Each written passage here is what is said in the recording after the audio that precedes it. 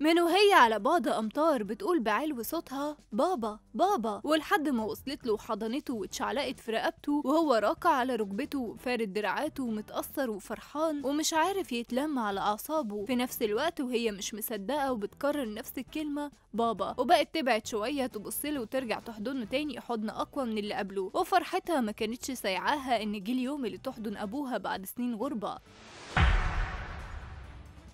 فيديو انتشر الساعات اللي فاتت على التيك توك لبنت صغيرة راحت تستقبل أبوها في المطار، وبعد ما كان اللي بينهم شاشة موبايل بتشوفه من خلالها بقت شايفاه قدام عينيها وحضناه، وهو بعد كل مكالمة ليهم بيسأل نفسه هرجع لهم امتى. أخيرا اللي نفسهم فيه حصل ورجع لحضن عياله. فيديو مؤثر خلى كل مغترب يتمنى يعيش اللحظة دي، وقالوا إن ده أصدق حب من المؤنسات الغاليات. الفيديو أثار كمان مشاعر المغتربين اللي بيقعدوا بعيد عن أسرتهم وعيالهم لفترات طويلة وبيبقوا عايزين يرجعوا ليهم، ولكن بسبب ظروف الشغل مش بيقدروا يعملوا كده. انتم ايه رأيكم في الفيديو ده ومشاعر البنت الصغيرة؟ شاركونا في التعليقات.